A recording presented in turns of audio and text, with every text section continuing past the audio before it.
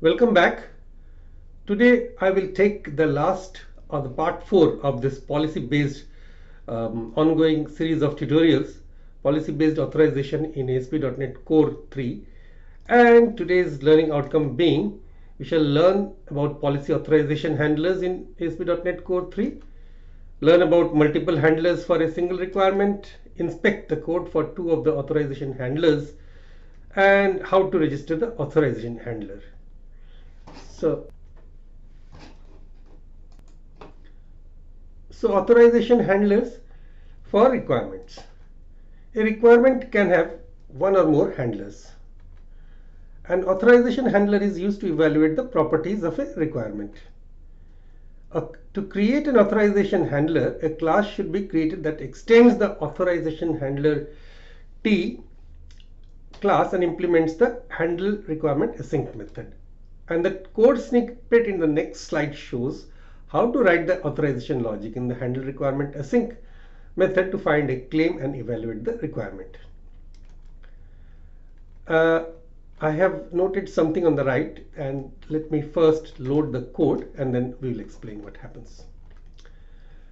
Now this is a public class which is implementing, or which is deriving from the base class authorization handler, which has got a minimum experience requirement object passed. This is a class, and this has to override the handler requirement async method, which actually gets passed on as a parameter a context object of authorization handler context class and a minimum experience requirement, that is the requirement.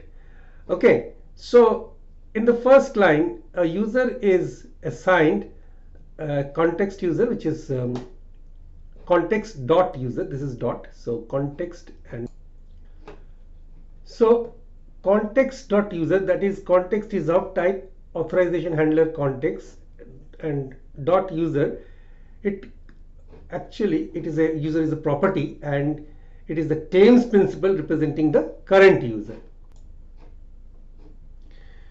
Okay, so in this line, this claim variable is assigned the value of the authorization handler context dot user dot find first, and this is a minimum experience.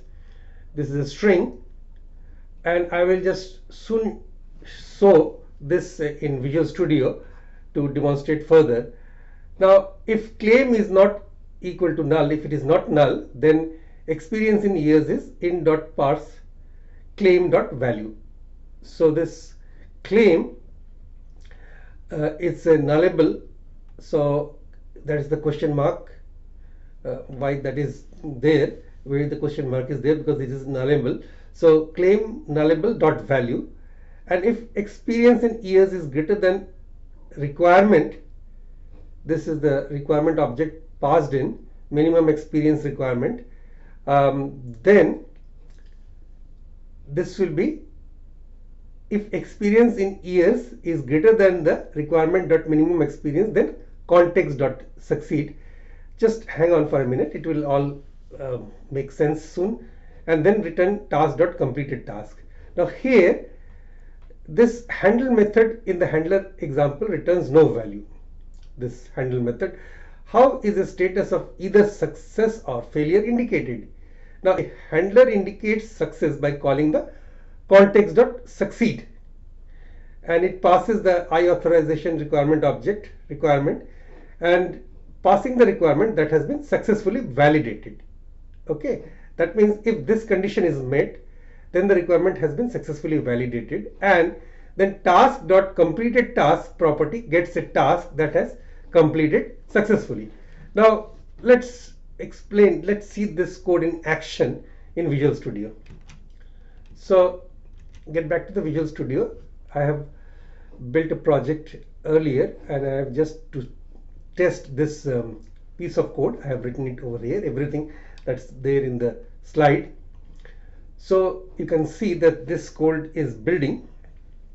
Control Shift B, so this is building successfully, and let's see the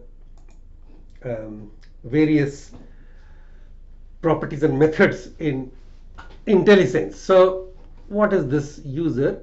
User is authorization handler context.user, and this user returns it claims principal, object system.security.claims principal.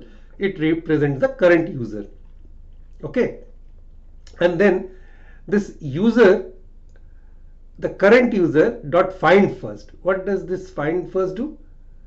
This find first, it takes a string type. It retrieves the first claim with the specified claim type. That is it retrieves the first claim with the specified claim type. That claim type is minimum experience. Okay, right. And so here you can see minimum experience requirement is another class.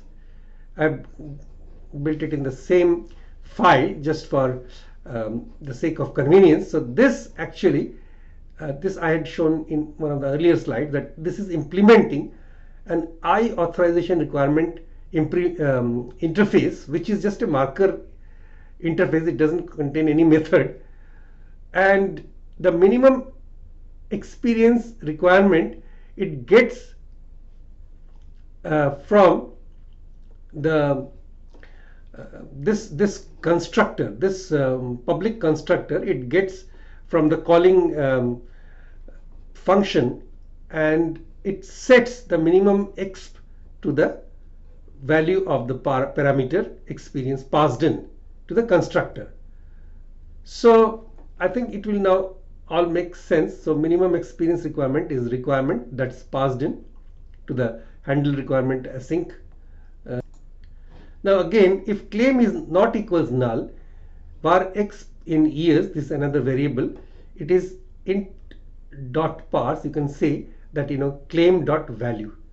What is that value? Value is a get property, get accessor. It gets the value of the claim, and if x in years, experience in years, is greater than or equal to requirement dot minimum exp.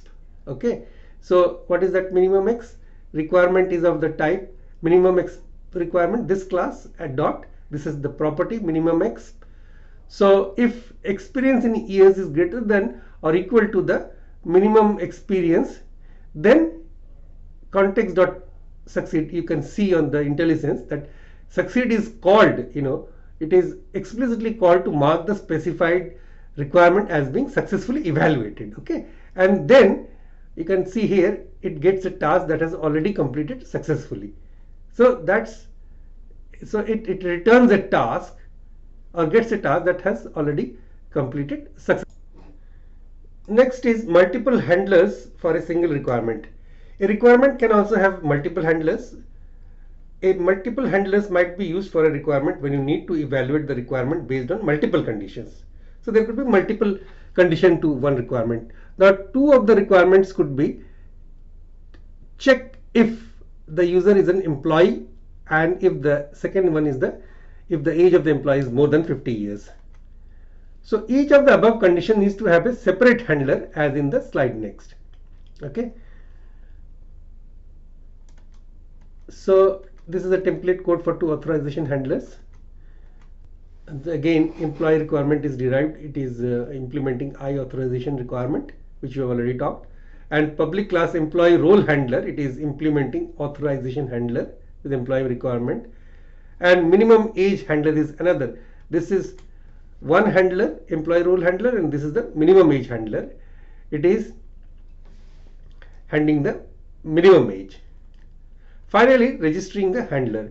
The handler should be registered in the services collection in the configure services method of the startup class as follows. So I think you are quite familiar, but here this handler is registered by calling the add singleton method and passing authorization handler and a minimum x handler. The add singleton method uses the singleton lifetime. Here the service instance will be created the first time it is requested. Subsequent requests to the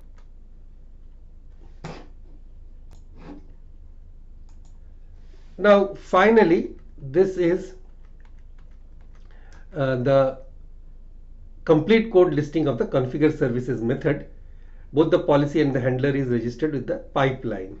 So this is the this should be actually compatibility version 3.30, because it was actually copied from some other version, so I just forgot, I'm sorry. And then you are adding to the service, you're registering the authorization, and also you are registering the handler by services.add_singleton. So what we have learned today, we have learned about policy authorization handlers in ASP.NET Core 3 and learnt about multiple handlers for a single requirement, and inspected the code for 2 of the authorization handlers, and finally you have seen how to register the authorization handler.